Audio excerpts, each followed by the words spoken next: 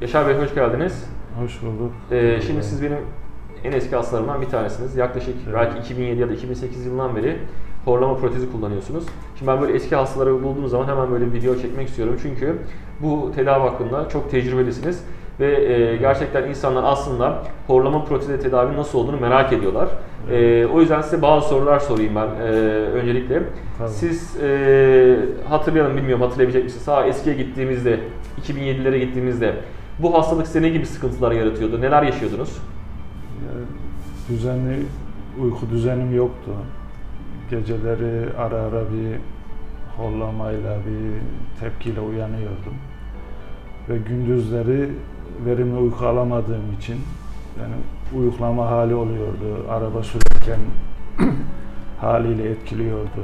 İş yerinde mali müşavir olduğum için muhasebe yönünden beni bayağı bir etkiliyordu. Konsantrasyon bozukluğu Konsantrasyon bozukluğu oluyordu. Dikkatimi işe veremiyordum. Özellikle de öğlenden sonra daha çok belli ediyordu. Ve akşam üzeri oldu muydu artık dayanılmaz oluyordu, yani bir uyku hali, bir sersemlik. Peki o zamanlar herhangi bu tedaviden başka bir tedaviye başvurmuş muydunuz? Ya da neler söylenmişti size?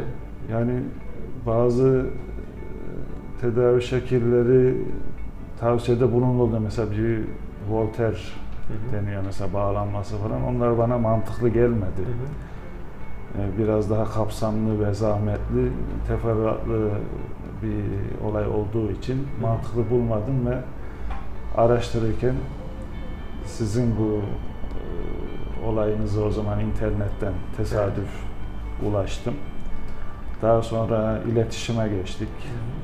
İlk işte Caddebostan'daki adresinize geldim ben. O zaman belli bir günler randevu veriliyordu. Evet. Şimdi daha fazla işte ağız ölçümü alındı. Evet. Ertesi gün protez denendi. Ve şu kolaylığı vardı, gittiğiniz her yere cebinize koyup götürebileceğiniz bir imkan, temizlemesi kolay. Ve bundan sonra ben artık gerçekten verimli bir uyku alaraktan işime daha sıhhatli, ne bileyim, yani hayat düzenim değişti yani. Evet.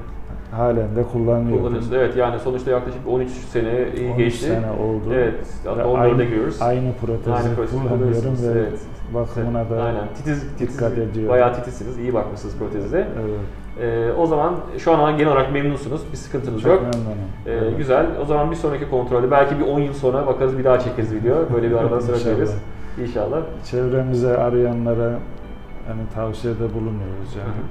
Gerçekten ben faydasını gördüm ve görüyorum da, yani tavsiye ediyorum sıkıntı çeken arkadaşlara. Sağ olun. Çok teşekkür ederim o zaman. Bir sonraki kontrolde görüşmek üzere. Sağ olun. İnşallah.